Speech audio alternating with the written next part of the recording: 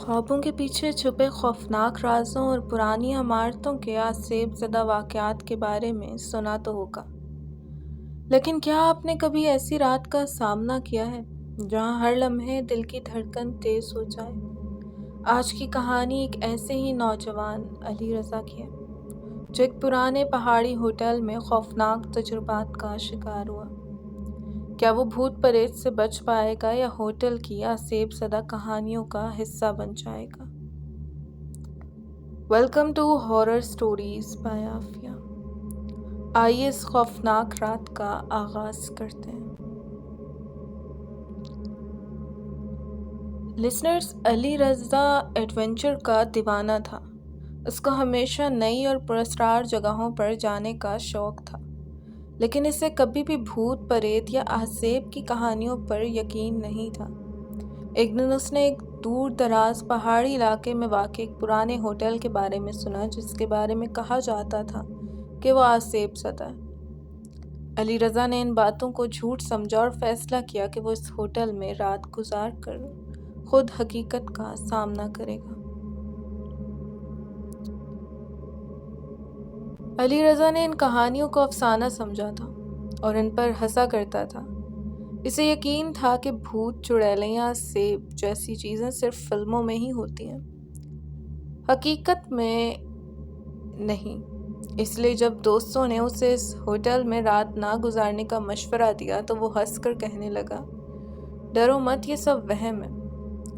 वो होटल की एक बुलंदोबाला पहाड़ के दामन में वाक़ था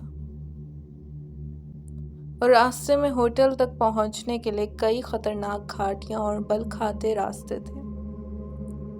शाम के वक्त जब अली रज़ा होटल पहुंचा तो फिज़ा में अजीब सी खामोशी और सर्दी थी।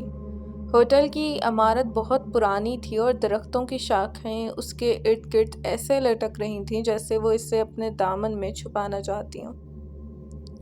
होटल में दाखिल होने पर अली रज़ा ने देखा कि अमला बहुत कम था और मेहमानों की तादाद भी ना होने के बराबर। इसने इस्तकबालिया पर मौजूद अमले से बात की और अपना कमरा लिया। कमरे का नंबर 13 यानी 13 था, जिसे अमला भी हिचकिचाते हुए दे रहा था।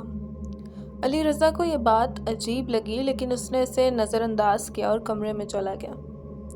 कमरा अंदर से पुराना और अजीब महसूस हो रहा था, लेकिन अली रज़ा ने सोचा कि ये तो एक आम बात है, आखिर ये होटल काफ़ी पुराना है। रात का खाना खाने के बाद अली रज़ा अपने कमरे में वापस आया।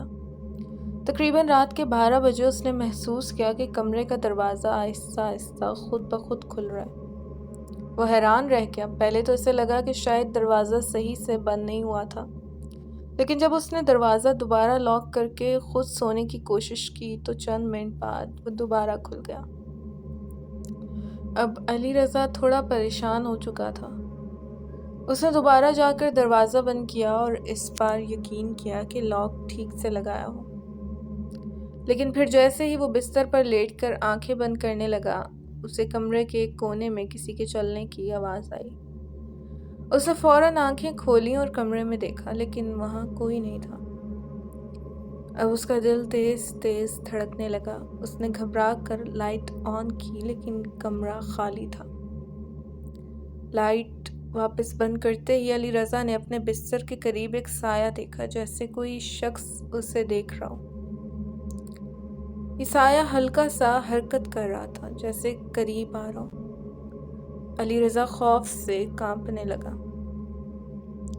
उसने फौरन से लाइट दोबारा ऑन की और वो साया गायब हो गया। अब वो वाकई डर चुका था। रात के इस हिस्से में वो दोबारा सोने की कोशिश करने से कासिर था। कुछ देर बाद अली रज़ा ने होटल के अमले को फ़ोन किया और इस अजीब वाक़े के बारे में बताया। होटल के एक पुराने मुलाजिम ने धीमी आवाज़ में कहा, साहब, ये होटल वाकई आसेब ज़दा है। यहाँ रात के वक्त ऐसे वाक़यात आम हैं। इस कमरे में पहले भी कई लोगों ने ऐसी शिकायत की हैं, ख़ास कर कमरा नंबर 13 में। ये सुनकर अली रज़ा का खौफ और बढ़ गया। इसने फ़ौरन होटल छोड़ने का फ़ैसला किया, लेकिन पहाड़ी इलाके में रात के इस वक्त बाहर निकलना ممکن نہیں تھا۔ علی رضا نے بقیہ رات جاگتے ہوئے گزاری۔